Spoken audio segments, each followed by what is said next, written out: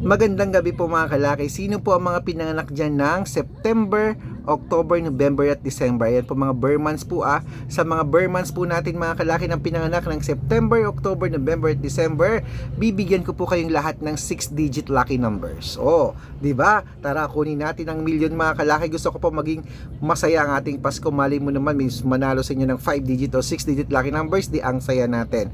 Pero depende pa rin po yan sa mga gusto nyo. Kung 2-digit, 3-digit o 4-digit po ang gusto nyo, ibibigay ko po sa inyo. Subukan nyo po ang mga numero natin mga kalaki. Iko-code ko po ang birth month at birth year nyo po ngayong gabi mga kalaki. Basta po naka-follow lang kayo at nag-share ng mga videos namin at nag-heart mga kalaki. Okay? Ayan po, nako masaya to mga kalaki. Ano po?